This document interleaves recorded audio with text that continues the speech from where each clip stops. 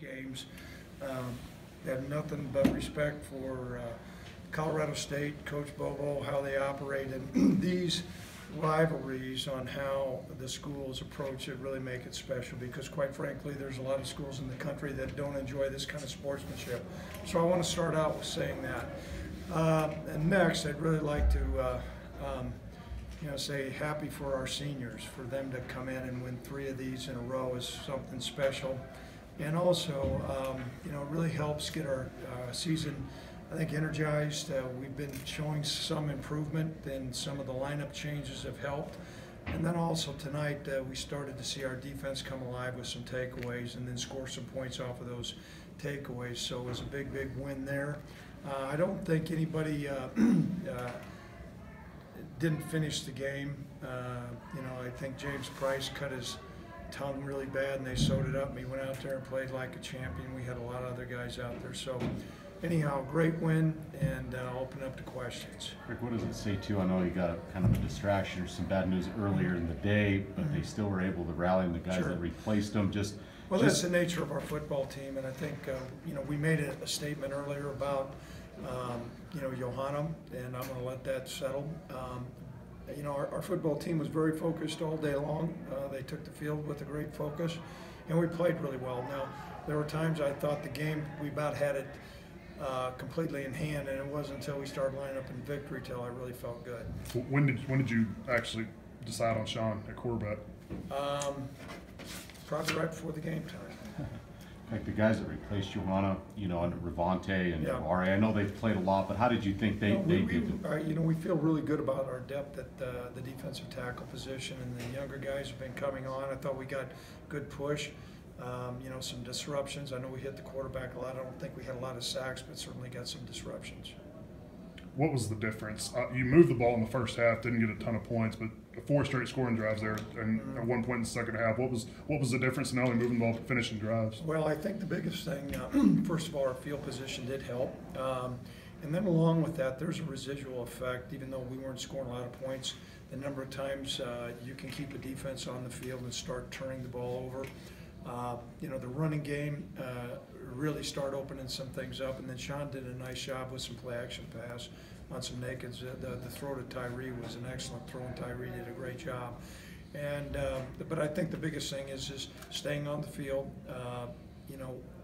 We did a better job as far as eliminating some penalties. And then I thought our running backs really made some nice cuts and nice plays. Rick, what did you see from Sean? I know you still ran it well. He didn't throw it a ton, but when he did, he seemed like pretty good. No, he made progress, and we'll continue to open up the playbook. But I think he's got some really good competitive qualities. He's got good running ability. He does have a live arm. We have to refine that a little bit, and we're going to continue to do that. And then, our offense is a complex offense, and so we're going to continue to add different elements as each week goes along, but I thought he played very well. You mentioned you didn't think the moment was too big for him last week, but was there any concern with his first start on the road in a rivalry game about him handling emotions or being too big for him tonight? No. He possesses a really good quiet confidence. I wouldn't even say quiet. I mean, he can be pretty vocal. And, that's infectious. And so I think he's a competitive guy. He has great confidence in what he's doing, and I don't think any moment's too big for him. What did you see from your freshman guard, Zach Watson? I know he left but came back but then left again. Is he okay? But what did you see? That's one I'll need to find out a little bit more on. I thought he played well. It's another freshman offensive lineman. I think it's great. We had a couple Colorado guys in the offensive line that are young, that are playing here, and it means a lot to them.